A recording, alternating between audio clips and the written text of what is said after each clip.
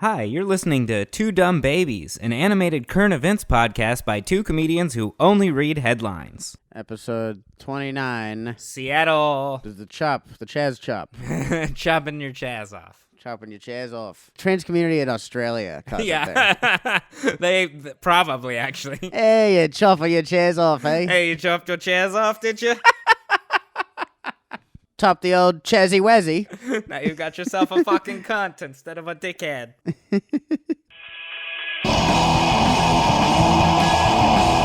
In Seattle, Washington, a group of protesters are imagining a world without cops. And apparently black people. I guess they're taking the Jetsons approach on solving racism. We took this place for Black Lives Matter. So if anyone knows any black lives, now would be a good time to say something. I'm a black life. All right, for the last time, Indians are not black. We mean like actual black people. White people in Seattle have been waiting to throw a frisbee and call it a movement for years. They took over a public park announcing it for the people. Yeah, that's what public parks are. The government already did that. It's like a bunch of handicapped people coming up and being like, we demand a parking spot. And you're like, you have a parking spot. Yeah, and paint a mural of me on it. Yeah, maybe we can make it a different color or something, like specifically so everyone knows it's for handicapped people.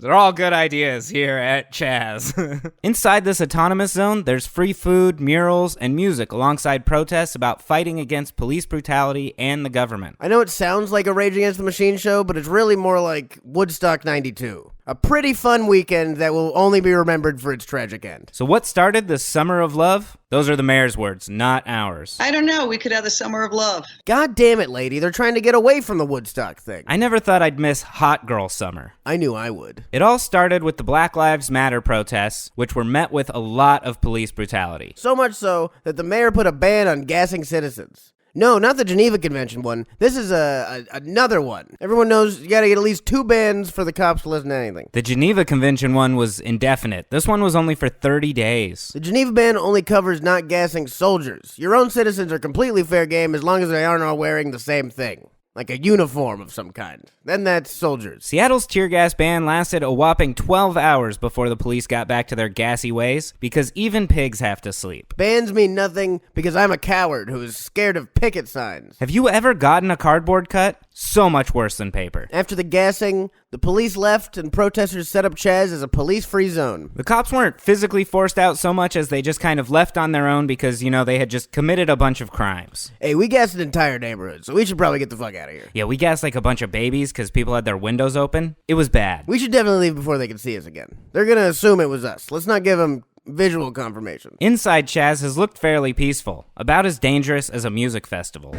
Protest area of Cal Anderson, where a lot of people are hanging out, waiting for the events of the night to get started. CHAZ Chop is not Coachella. There's still a lot of work to be done, and there's still a lot of things that still need to happen before we just start lounging around and start relaxing. This is not Coachella. We still need an event tent, a dome, a Ferris wheel, and at least one band that somebody's heard of. We're getting there, though. Even festivals have security. At least they aren't charging $8 for water. Same kind of bathrooms, though. They still haven't figured out the bathrooms thing. They just recently renamed the protest from CHAZ to CHOP. They were like, CHAZ? Hey, maybe this protest against black oppression shouldn't share a name with some racist dude you met in college. No, we meant like CHAZ Bono. It's about like trans representation or something. Why'd they change it during Pride then? CHOP is what trans people do? All right, guys, we gotta rename the protest to something more protesty and less white. So, does anyone know a black guy who can name this thing? I think that would help. I know a black guy named Franklin. He had a dog named Chop. Are you talking about the main character from Grand Theft Auto 5? Yeah, I am. I mean, he was voiced by a black guy, and I played the game a lot, so we're pretty good friends. Anyone else? Nope.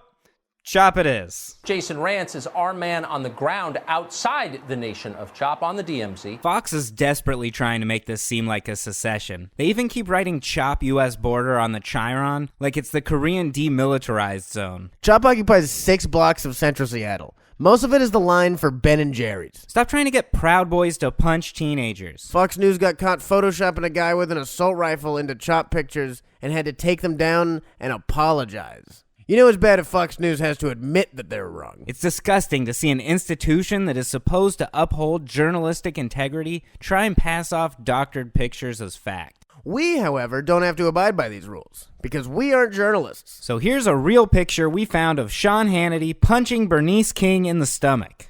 God, why would he do something like that? Disgusting. That's a real picture. You can't tell me it's not, because this isn't journalism. Try and get us to apologize. I am sorry that Tucker Carlson and Sean Hannity are pieces of garbage. My name's Noah. This is my first day manning the daytime barricade. I ran the nighttime barricade. Who's this lacrosse bench warmer? I'm really hoping being at this protest helps my application for grad school at NYU. I'm trying to be like the adult David Hogg. COVID kind of fucked up my school year before I could get my extra currics up. I'm super thankful for the opportunity these protests have provided me. They're calling rapper and Airbnb mogul Raz Simone the leader and even warlord, even though that Raz and everyone else keep saying that he's not. The country is run by a warlord/rapper called Raz, whose last paying job was renting out his own apartment on Airbnb. Raz Simone, rapper turned terrorist warlord. Like, they call me a monarch on Fox News, bro. I'm not the leader of all these people. I'm always going to protect people. If there's one thing I know about warlords, they like the recognition. He's like, stop calling me the leader of the movement. I know what you guys do to leaders of peaceful movements. Nobody give the cops my address so they don't Fred Hampton me. If you want to support the movement further, feel free to rent one of Raz's $1 million Airbnbs in downtown Seattle. They're calling him a warlord because he carries a gun and is an outspoken member of his community. If he was just white and sang country music instead, he'd be Republicans' favorite person in Seattle. There's only one person who can call a warlord in the United States, and it's someone who's in the White House. It's someone who has access to an army. Yeah. Call the black rappers with guns what you used to call them, gangs. We're giving warlord. Yeah, I don't see any kids anywhere. When I see child soldiers at the CHOP, then I'm gonna be like, all right, maybe he's a warlord. But until then, I'm gonna say probably not a warlord. How can you call the protesters anarchists and then say that they have a leader? Besides basic hygiene, a leader is the main thing anarchists don't have. Anarchy isn't a good system of governing things. You're just mad because your parents are rich and you feel bad about it. If there were no leaders or businesses or classes, I wouldn't feel so guilty about being on top. The news is reporting it as a lawless wasteland, and it is. But why is that such a bad thing? Bum fights and free hot dogs? It sounds like a baseball game if the entire sport was people rushing the field. Which is the best part about any baseball game. Anarchy is really only fun at sporting events. Like streaking and drinking too much in public. And you know who always ruins that sort of fun? Cops. Cops. The white supremacist group, the Proud Boys, have been seen going in and starting trouble. So they are still allowing cops in. Proud Boys only show up somewhere to start shit. They're like the alt-right's dumber, less organized secret police. You'll never see a Proud Boy food drive or a Proud Boy children's barbecue. You can't sucker punch people at protests for the kids. That's only an option if you're in the WWE. Okay.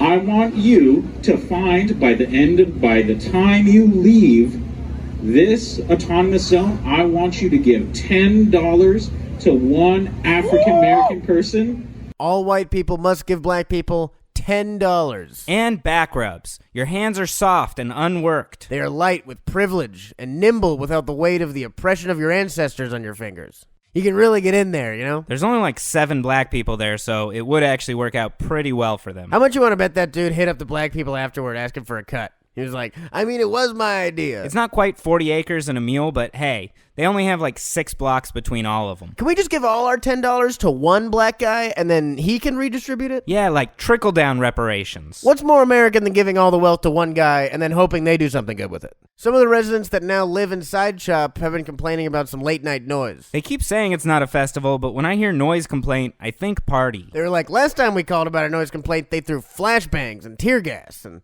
that just made it louder. I know there's some important stuff going on, but I need my 8 hours. I wonder if every civil rights movement had some guy who was just trying to sleep the whole time. The revolution will not be so loud, please. If it was televised, at least I could mute it and get some goddamn rest. Some people say this is reminiscent of the Occupy Wall Street movement, which was also a failure, so I see the comparison. A bunch of young white people who went to college on their parents' dime, fighting the system by hanging out and playing hacky sack. Most people who are there are just bored and looking for a fun summer activity. Like, once the pools open again, you'll see a lot less people at this protest. Not everything is opened up yet, but the weather is finally nice, and they're not ready to admit yet that they're also sick of quarantine. One of the people they interviewed said the long-term goal of CHOP is to get a community center. People want to turn the police station into a community center, which I'm so here for. They're like, we want another park. That'll solve it. I don't think Raz is the leader, but it sounds like they certainly could use one. We're all unsure of how this will end, but if history has taught us anything, it'll end the same way it started. With police and tear gas. With basic Geneva Convention rules being broken. Yeah. With citizens' rights being thrown to the side. And people who are just protesting treated like a paramilitary fucking terrorist organization. At least we can see Guantanamo Bay open up again. It'll be nice this time of year. Can't wait for the CHOP trials to take place later this year. And then the CHOP riots.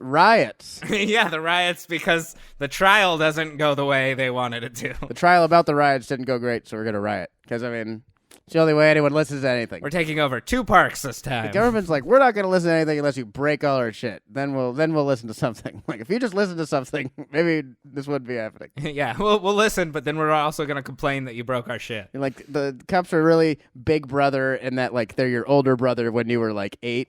If you have any chickens, send them to CHOP. I think they're hiring chickens right now. I think that's real. They need farm stuff. They need like soil probably too, because it's in a city. It's mainly concrete. Yeah, the thing about communes is they work a lot better when you have land to farm. Not like that's why they took over a park. They're like, we need something. We need some dirt. This is the only dirt I could find in the whole city. I think you need at least a well to be a commune. Don't you need like a guy who can have sex with all your wives for it to be a commune? Some sort of mission statement, possibly. Yeah. Some guy starts banging everyone's wife. Then we know what this actually is. Oh, we've seen this. The old Waco method. Hope it doesn't end like that. It won't end like that just because it's outside, at least. So. Yeah, right. There's somewhere where people can go. They can run easier. Hey, but the police are pretty good at stopping people from running. So who knows, man? Well, stay safe out there, Chazzy Chop guys. Hey, keep throwing that frisbee. We'll have equal rights soon. All right. Well, we'll see you next week.